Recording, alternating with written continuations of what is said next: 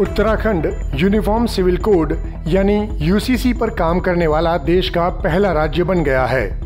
पुष्कर धामी सरकार ने 5 लोगों की ड्राफ्टिंग कमेटी गठित कर दी है। धामी ने अपनी पहली कैबिनेट बैठक में ही राज्य में समान नागरिक संहिता लागू करने का फैसला किया था। देश में यूनिफॉर्म सिविल कोड लागू करने को लेकर मोदी सरकार में भी काफी दिनों से मंथन चल रहा है। आखिर क्या है ये यूनिफॉर्म सिविल कोड? यूसीसी का सीधा मतलब है कि देश के सभी नागरिकों के लिए एक समान कानून हो। इसको ऐसे समझिए कि विवाह, तलाक, बच्चा गोद लेना और संपत्ति के बंटवारे जैसे विषयों में सभी नागरिकों के लिए एक जैसे नियम होंगे।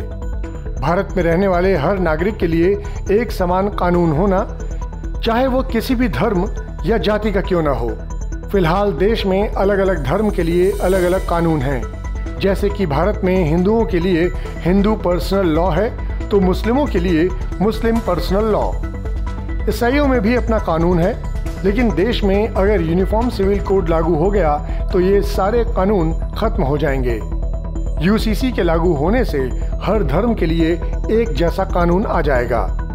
तो फिर यूनिफॉर्म सिविल कोड पर बात कहाँ अटकी है?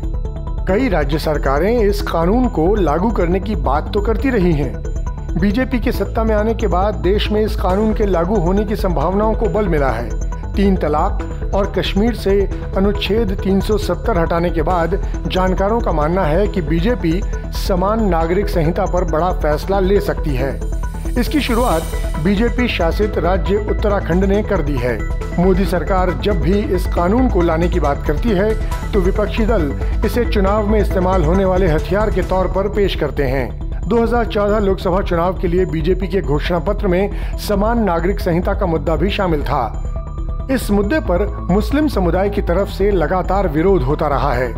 कई संगठन इसे वोट बैंक की राजनीति के लिए बीजेपी का नया पैंतरा बताते हैं, तो विपक्ष इसे हिंदुओं के ध्रुवीकरण करने का एक तरीका। यूसीसी की पैरवी करने वालों का मानना है कि अगर पूरे देश में एक कानून लागू हो गया तो न्यायालयों में वर्षों से लंबित पड़े मामलों का निपटारा जल्दी हो जाएगा। कानून के लागू होने से मुस्लिम महिलाओं की स्थिति बेहतर होगी। सबके लिए एक कानून होगा तो एकता को बढ़ावा मिलेगा। एक समान कानून लागू होने से राजनीति में भी बड़ा बदलाव आएगा।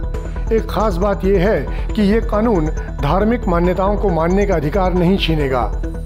अब देखने वाली बात यह है कि उत्तराखंड में इस कानून के लिए कमेटी गठित करने के बाद क्या बीजेपी इस कानून को देश भर में लागू करेगी?